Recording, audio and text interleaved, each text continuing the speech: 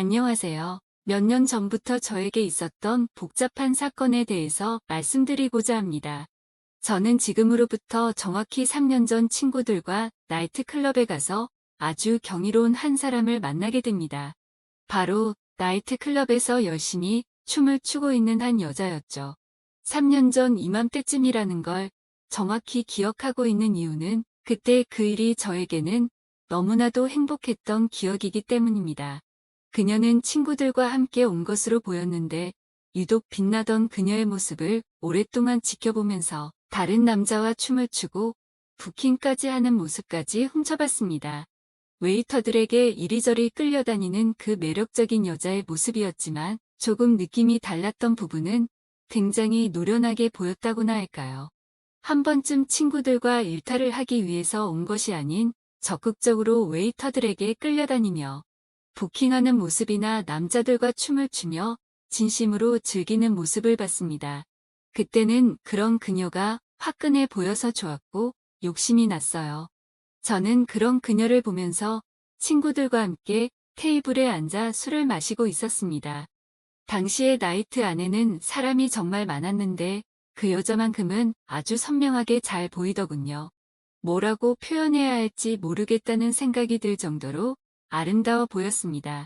저와 제 친구들은 그 여자 무리를 보며 완전히 꽂혀버렸고 합석을 한번 도전해보자고 이야기를 꺼냈습니다. 그녀는 친구를 포함해서 3명이었고 저희 무리도 친구 포함해서 3명이라 같이 합석해 놀자며 들이댔습니다. 친구들은 그냥 가볍게 생각하는 것 같았지만 제 눈에는 그 여자가 너무나 예뻐 보여서 도저히 놓치기 싫더라고요. 그 여자들도 저희가 싫지 않았는지 합석하자는 제안에 알겠다고 대답했습니다. 그때 제 친구들과 그녀의 친구들은 정말 많은 술을 마시고 밤새 재미있게 이야기하며 놀았습니다. 헤어질 때쯤에는 번호 교환에 성공했고 그 이후로도 계속해서 그녀에게 연락하면서 사귀자고 직진했고 사귄 후에는 나이트에서 봤던 화끈했던 그녀와 다르게 조신하고 참한 모습의 결혼까지 하자고 몰아붙였습니다. 도저히 후진이라는 게 없었습니다. 그녀만 생각하면 제 안에 있는 피가 끓어오르는 기분이었고 오직 직진밖에 할 수 없었죠. 저희는 그렇게 뜨겁게 사랑했고 결국 깊은 사이가 될 수 있었습니다. 저는 그때도 친구들과 어쩌다 한번 가보게 된 것이고 평소에는 나이트클럽을 가지 않는 스타일입니다. 그러나 제 아내는 노는 걸 워낙에 좋아해서 그런지 나이트를 자주 가고 싶어하는 여자였습니다. 처음 그녀를 나이트에서 봤을 때부터 그 노련함이나 잘 노는 분위기가 심상치 않았는데 역시나 그렇게 노는 걸 어마어마하게 좋아하는 사람이더군요. 주변 사람들은 나이트클럽 좋아하는 여자랑 결혼하는 건 좀 그렇다며 극구 반대를 하는 분들도 많았습니다. 당장에는 문제가 안 되지만 나중에 그런 것 때문에 반드시 문제가 생긴다면서 말이죠. 하지만 저는 그녀를 좋아하는 마음에 결혼까지 추진하는 과정을 멈출 수 없었고 그런 아내의 모습까지 좋아서 결국 결혼까지 했습니다. 그리고 나이트클럽에 좀 가면 어떻습니까? 나이트에 간다는 것 자체가 바람이라고 볼 수도 없는 것이고 알아서 조심하면서 놀면 되지 않겠냐고 안일하게 생각했습니다. 솔직히 말씀드리면 저도 과거가 그다지 깨끗하지만은 않은 편이니까 말이죠. 솔직히 털어서 먼지 안 나는 사람은 없는 거 아니겠습니까? 취미가 무엇이냐에 따른 차이일 뿐이지 나이트에 가면 사고치고 나이트 안 가고 다른 모임 나가면 사고 안 칩니까? 산악 모임에만 나가도 불륜이 천지라고 하는데 그렇다고 사람이 집에만 처박혀서 살 수도 없는 노릇이잖아요. 아무튼 저는 이런 생각을 가지고 그녀와 결국 결혼을 했고 1년 만에 예쁜 딸을 낳아 키우고 있었습니다. 결혼 후 아내는 가정과 육아를 성실하게 돌봤습니다. 저도 열심히 돈을 벌어 아내에게 가져다 주었습니다. 회사 일로 바쁘긴 했으나 아내가 이해해 주리라 믿었습니다. 아내는 산후 우울증과 육아, 스트레스로 힘들어하긴 했으나 그럴 때마다 나이트클럽 좀 다녀오면 안 되냐고 물었습니다. 가서 미친 듯이 흔들고 가볍게 몇 장 걸치면 답답했던 마음이 뻥 뚫릴 것 같다고요. 저는 몰래 가지 않고 남편인 저에게 허락을 구해줘 고맙다고 했지요. 그때 나이트에서 만났던 친구들과 간다기에 저는 가라고 했습니다. 솔직히 말해 뭔 짓을 할 여자는 어떻게 막아도 하고 안 할 여자는 남자들이 많은 나이트클럽에 던져놔도 안 합니다. 그리고 부부 사이에는 믿음이라는 게 중요한 만큼 육아에 지친 아내를 배려하고자 했습니다. 그리고 제 아내는 어디 가서 사고 칠 만한 사람이라고 생각을 하지 않았거든요. 저랑 만났을 때에도 사고 치지 않고 건전하게 놀았기 때문이죠. 제 아내에게는 여동생이 한 명 있는데 다행히 처제도 제 아내를 많이 도와줬습니다. 결혼 후에 임신한 아내를 옆에서 많이 돌봐주고 출산 후에도 든든한 지원군이 돼주는 처제가 참 고맙기는 하지만 사실 이 처제가 처가댁에서는 고민 그 자체였습니다. 지금까지 시집을 가지 않고 노처녀로 남아있는 처제의 혼인 문제는 늘 집안에서 화두가 될 정도의 문제였고 장모님과 장인어른 입장에서도 얘가 언제쯤 시집을 갈 수 있을지 늘 걱정을 하셨습니다.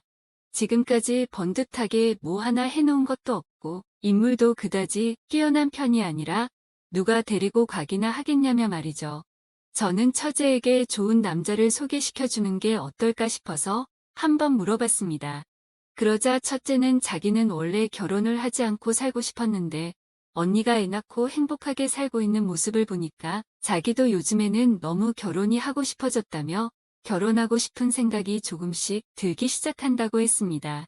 그래서 저는 처제에게 친한 친구를 소개해 주었습니다. 하지만 첫째는 생각보다 굉장히 쑥맥이라서 태어나서 남자도 한 번 사귀지 않았고 나이트클럽조차도 가본 적이 없는 사람이었습니다. 제 아내와는 완전 반대였죠. 처음엔 처제가 내숭을 부린다고 생각했는데 알고 보니 32살이라는 지금 나이까지 공부만 하고 살았다네요. 취업 후에는 집과 회사만 오갔고요. 제 친구를 소개시켜준 후에 한 달 정도가 지났을 때쯤에 문득 이 사실이 생각나서 처제에게 물어봤습니다. 제가 소개시켜줘 놓고도 그 사실을 까먹고 신경을 쓰지 않고 있었거든요. 그래서 제 친구랑은 요즘에 어떻게 되고 있냐고 물어보니 처제는 제 친구가 너무나 마음에 들어서 몇 번 만나다가 본격적으로 연인 관계로 만나자는 식으로 말했고 그렇게 본격적으로 연애를 했다고 하더라고요. 근데 문제는 사귄 지 2주 만에 헤어졌다는 겁니다. 저는 처제에게 자세한 이야기를 들어봤는데 친구 녀석이 완전히 쓰레기처럼 행동을 한 것 같더라고요. 그래서 저는 곧장 친구에게 연락을 했습니다. 우리 처제가 너한테 무슨 잘못을 해서 그렇게 쓰레기 같은 행동을 했냐고 했더니 완전히 펄쩍 뛰면서 오해하지 말라는 겁니다. 친구는 처제와 만나면서 있었던 일을 자세히 해주더라고요. 외모는 마음에 드는데 성격이 너무 부드러워서 재미가 없고 마음이 여린 사람이라는 게 티가 나서 상처 주지 않을까 늘 걱정이었는데 진짜 별것도 아닌 걸로 울면서 전화가 오고 집착도 심해서 너무 힘들었다고 하더라고요. 연락이 1시간만 안 돼도 바로 전화가 오고 어떤 날에는 자고 일어났더니 전화가 20통 넘게 와 있고 지금 뭐하냐 누구랑 있는데 답장을 안 보내냐면서 소리를 지르기도 한다는 겁니다. 게다가 회사에서 회식하는 거 가지고 거기에 여자가 있니? 옴니 회사에서 여자 동료들하고 친하게 지내지 말라면서 으름장을 놓기도 하고 아주 피곤해 죽겠다고 하더라고요. 생각해보니 제 친구가 좋아하는 여자 스타일은 조금 남자 같은 면이 있는 털털한 여자입니다. 그렇게 만남을 이어가다가 좋아하는 마음이 식어버려서 남자가 이별 통보를 했는데 처제는 여전히 제 친구에게 마음이 남아있었고 연애 경험이 별로 없는 여자라 그런지 상처 아닌 상처를 받게 된 처제를 옆에서 지켜보며 열심히 위로해줬습니다. 요즘 같은 세상에 이렇게 남자를 모르는 여자도 있구나 싶으니까 한편으로는 귀엽기도 하면서 한편으로는 굉장히 답답하더라고요. 전혀 쿨하지 못한 처제를 보니 참 피곤한 성격이라는 생각이 들었고 왜 지금까지 남자들을 만나지 않고 사는지 훤히 보이는 느낌이라고 할까요. 그래서 참 답답했습니다. 근데 진짜 문제는 소심한 처제가 아니라 그걸로 난리를 치는 장모님이었습니다. 장모님이 저에게 전화해서는 어떤 놈을 소개해줬기에 자기 둘째 딸이 요즘 이렇게 침을 하냐며 저보고 책임을 지라고 큰 소리를 치는 겁니다. 실컷 남자 소개시켜줬더니 본인이 제대로 못한 걸 저한테 책임지라고 하는 걸 보고 참 짜증이 났습니다. 이래서 누가 잘 되든 못 되든 오지랖 넓게 행동하면 안 된다 싶더군요. 그래도 아내의 동생이니까 이 정도로 신경 써주려고 했는데 앞으로 완전히 신경을 꺼야겠다 싶더라고요. 장모님께도 자초지종을 말씀드리고 우울한 처제를 위로하고 달래주기 위해 오랜만에 저녁이나 먹자고 했습니다. 오늘은 형부인 제가 금액에 상관없이 무조건 맛있는 걸 쏘겠다고 하면서요. 처제는 탐탁치 않게 여겼으나 제가 뭘 잘못한 것도 아니니까 딱히 눈치 보지 않고 그녀의 팔목을 붙잡고 여기저기 데리고 다니며 기분 전환을 시켜줬습니다. 저는 처제와 바다에 드라이브 가서 밤 공기를 맞으면서 좀 걷다가 근처의 포장마차에서 꼼장어도 먹고 강가에 앉아 맥주 캔을 마시면서 많은 이야기를 나누었습니다. 저희는 깔깔거리며 웃고 속에 있는 깊은 이야기를 나눴죠. 밤 공기는 참 차갑고 한편으로는 참 따뜻했습니다. 그렇게 처제는 이제 좀 괜찮아졌다면서 신경 쓰지 말라고 하더군요. 마음에 드는 남자한테 차이니까 괜히 서글펐다면서 신경 쓰게 해서 미안하다는 말을 하더군요. 그 이후로 이제 좀 평화로운 날이 오나 싶었는데 갑자기 엉뚱한 곳에서 문제가 터졌습니다. 그 문제의 원인은 제 아내였어요. 아내가 나이트클럽에서 만났다는 남자가 한 명 있는데 그 남자와 3개월째 연락을 주고받았다는 걸 제가 알게 된 겁니다. 우연히 아내의 핸드폰을 보고선 이런 사실을 알게 된 것이죠. 원래 남의 핸드폰은 잘 훔쳐보는 스타일이 아닌데 자꾸만 늦은 밤에 문자가 왔다는 진동이 자주 울려서 안 그래도 이상하다 싶었는데 이때다 싶어서 보게 된 것이었습니다. 전부터 이상하다는 생각은 했으나 그럴 때마다 아내는 친구에게서 온 문자라며 거짓말을 했었거든요. 그런데 그게 알고 보니 남자였고 그냥 남자도 아니고 믿고 가라고 놔둔 나이트클럽에서 만난 남자였다는 사실에 너무 화가 났습니다. 사람에 대한 배신감이 느껴진다고나 할까요? 그렇다고 그 자리에서 아내에게 뭐라 말할 수도 없었습니다. 문자의 내용을 봤을 때 불륜이라고 판단하기는 어려운 수준이라서 제가 아내를 지적하기에 참으로 애매했거든요. 가볍게 안부나 묻는 정도라서 말입니다. 어쨌든 며칠 동안 지켜보면서 결정적인 증거를 잡으려고 했으나 그럴 때마다 아내는 뭔가를 눈치챘는지 휴대폰도 보지 않고 매우 조심히 행동하기 시작했습니다. 저는 이를 어디 하소연할 곳도 없고 너무나 답답해서 처제에게 털어놓았습니다. 처제는 자기가 언니를 잘 살펴볼 테니 걱정하지 말라고 하더군요. 그때부터였을까요? 저는 처제와 부쩍 어울려 다니며 그녀에게 힘든 마음을 많이 기댔습니다. 보통 때 같으면 집에 언제 들어와라며 밖에 있는 저를 재촉하던 아내였는데 마음이 식었는지 서방이 밖에서 뭘 하건 요즘 관심이 없었지요.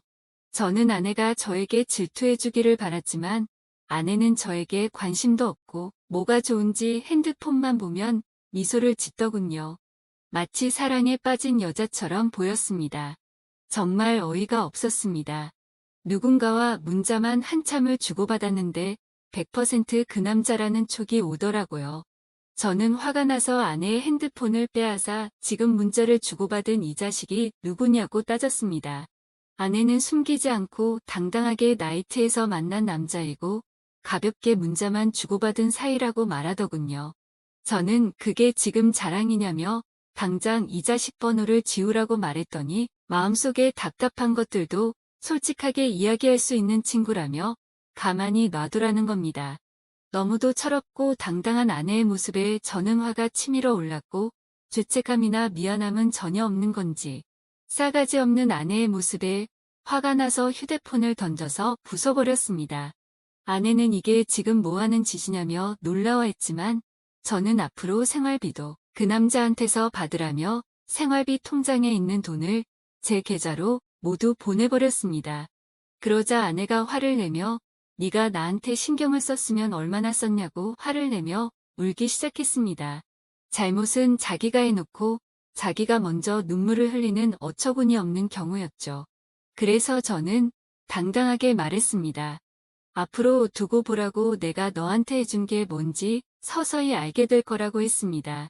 저는 그녀를 위해서 하던 집안일도 일절하지 않고 생활비도 보내지 않고 잠자리도 함께 들지 않았습니다. 그녀에게 해주던 모든 경제적 지원과 평소에 베풀던 배려들을 모두 끊어버렸습니다. 그 후로 당연히 저와 아내의 관계는 급속도로 차가워졌습니다. 아내는 제가 바쁜 회사 일로 자신과 가정에 소홀했다며 저에게 그동안 실망감이 많이 쌓인 듯했습니다. 밖에서 돈 벌어 오는 것도 모자라서 그런 걸로 태클까지 거는 게 짜증나서 저는 아내에게 나가서 돈을 벌어오라고 말했죠. 그렇게 오랫동안 냉전이 계속됐는데 처제는 힘들어하는 저를 보면서 많은 위로를 해주었습니다. 같은 혈육이지만 자기가 봐도 언니는 자유로운 영혼이라면서 어딘가에 정착하고 사는 것과 어울리지 않는 사람이라고 했습니다. 그래서 언니가 결혼한다고 할 때 집안 식구 모두 놀랐답니다. 처제와 많은 이야기를 주고받으며 소주만 한 잔 두 잔 마시다 진탕 취하도록 술을 마셔댔고 저와 처제는 필름이 끊겼지요.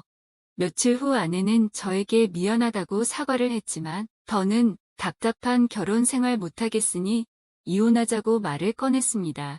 저는 당연히 올 것이 왔다고 생각하며 알겠다고 대답했습니다. 그렇게 일사천리로 이혼을 진행한 후에 얼마 되지 않아 아내의 소식을 들었는데 정말 너무나도 충격적이고 저를 괴롭게 만드는 사실을 한 가지 듣게 됐습니다. 그때 그 나이트클럽에서 만난 남자와 동거를 하고 있다고 하더군요. 저와 이혼을 하려고 했던 것은 자신의 삶을 살기 위해서가 아니라 결국 그 남자와 함께 살기 위해서 그랬던 것이었죠. 저는 다시 한번 그녀에게 배신감이 솟아올랐고 집안을 뒤집어 놓았습니다. 그러자 장모님과 장인어른도 저에게 사과를 하며 저에게 용서를 구했습니다. 근데 그런 일이 있게 된 지 하루 만에 처제가 제 아기를 가진 것을 알게 되면서 이제는 제가 장모님과 장인어른에게 사과해야 하는 상황이 왔습니다. 아마 전쟁터도 이보다 더 난장판은 아닐 거라는 생각이 들 정도로 복잡한 상황이 계속 터진 것이죠. 제 삶이 완전히 통째로 엉켜버렸다는 생각이 들더라고요. 나이트에서 만난 아내는 나이트에서 결국 바람이 나버리고 제 친구와 연애하던 처제는 결국 제 아이를 임신해버린 지금의 상황 말입니다. 한 달 전 처제와 많은 이야기를 주고받으며 소주를 진탕 취하도록 마셨을 때 필름이 끊겼고 저와 처제는 서로 눈이 맞아 모텔로 갔습니다. 그날 처제와 뜨거운 하룻밤을 보내고 나서 저를 사랑한다는 처제에게 언제부터 저를 좋아하게 됐냐 물었지요. 제가 소개해준 후배에게 차이고 나서 우울해 있을 때 제가 처제 팔목을 붙잡고 함께 데이트했을 때부터 저를 마음에 두기 시작했다고 하더군요. 그때 그 밤 공기를 잊을 수 없다며 저와 미래를 생각했다고 말했습니다. 그 말을 듣는데 정말 쉽게 사랑에 빠지는 여자라는 느낌을 또 받았습니다. 저는 집안 망신이니 처제에게 아기를 지우라 말한 장모님과 장인어른을 찾아가 공손히 말씀드렸습니다. 처제와 결혼해서 애를 낳고 함께 살겠다고 말입니다. 솔직히 말하면 처제에게 마음이 있던 것은 작은 이유였고 진짜 함께 살려고 마음먹은 핵심적인 이유는 아내에 대한 복수심 때문이었습니다. 저는 장모님, 장인의 허락을 받지는 못했으나 아이는 내팽개쳐두고 외간 남자와 바람난 아내를 보니 정말 참을 수가 없더군요. 그녀에게 치욕을 안겨줘야겠다고 생각합니다. 저는 처제에게도 크게 관심이 없고 이제 이 집안은 진절머리가 납니다. 저는 오직 저의 아이만 있으면 되고 바람나서 떠나간 아내를 어떻게 더 치욕스럽게 만들지 고민해 봐야겠습니다. 이런 저를 이해하실 수 있나요? 저도 잘 모르겠네요. 오늘의 사연 여기까지입니다. 지금까지 읽어주신 모든 분들 감사합니다. 구독과 좋아요, 알림 설정 눌러주세요. 그럼 모두들 행복한 하루 보내세요.